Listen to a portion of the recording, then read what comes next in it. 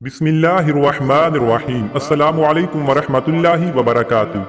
हजरत अबू सईद खुदरी रज़ी अल्लाहु अन्हु बयान करते हैं कि रसूलुल्लाह सल्लल्लाहु अलैहि वसल्लम हमारे पास तशरीफ लाए जबकि हम मसीह दज्जाल का जिक्र कर रहे थे। आप सल्लल्लाहु अलैहि वसल्लम ने फरमाया, क्या मैं तुम्हें ऐसी चीज न बताऊं जो मेरे नजदीक तुम्हारे लिए मसीह दज्जाल से भी ज्यादा खतरनाक है? हमने कहा, क्यों नहीं? तो रसूलुल्लाह सल्लल्लाहु अलैहि वसल्लम ने फरमाया, छुपा हुआ शिर्क वो ये है कि आदमी नमाज पढ़ने खड़ा होता है, जब उसे मालूम होता है कि कोई उसे देख रहा है तो अपनी नमाज खूबसूरत बनाता है।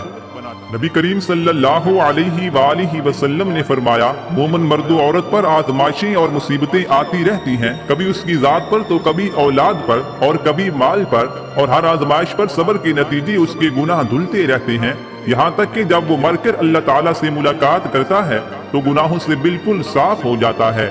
रसूलुल्लाह सल्लल्लाहु अलैहि वसल्लम ने फरमाया, जो मुसलमान किसी मुसलमान को उरियानी की हालत में कपड़े पहनाए, अल्लाह ताला उसको जन्नत के सब्ज जोड़े अता फरमाएगा, और जो मुसलमान किसी मुसलमान को भूख की हालत में खाना खिलाए, अल्लाह ताला उसको जन्नत के फल और मेवे खिलाएगा, और जो मुसलमान किसी मुसलमान को प्यास की हालत में पानी या कोई मशरूब पिलाए, अल्लाह ताला उसको जन्नत की निहायत नफीस शराबी तहूर पिलाएगा जिस पर गैबी मोहर लगी होगी।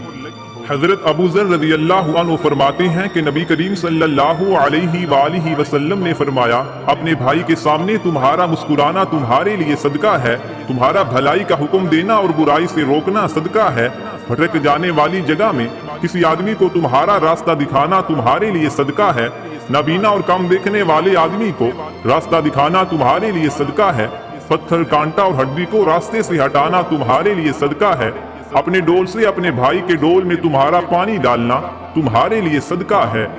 हजरत अब्दुल्ला बिन अब्बास रज़ी अल्लाहु अन्हु से मरफूअन मरवी है कि आप सल्लल्लाहु अलैहि वसल्लम ने फरमाया, क्या मैं तुम्हें जन्नती लोगों के बारे में ना बताऊं? नबी जन्नत में होगा, सच बोलने वाला जन्नत में होगा, शहीद जन्नत में होगा, बच्चा जन्नत में होगा, वो आदमी जन्नत में होगा जो शहर के किसी कोने में अपने भाई से मुलाकात सिर्फ अल्लाह के लिए करता है। तुम्हारी बीवियां भी जन्नत में होंगी जो अपने शोहरों से बहुत ज्यादा मोहब्बत करने वाली, ज्यादा बच्चे जनने वाली और बार बार शोहर की तरफ आने वाली होंगी। वो बीवी जब उसका शोहर नाराज हो जाए तो आकर अपना हाथ उसके हाथ में रखे और कहे, जब तक तुम राजी नहीं होगे मैं एक लुकमा भी नहीं चखूंगी।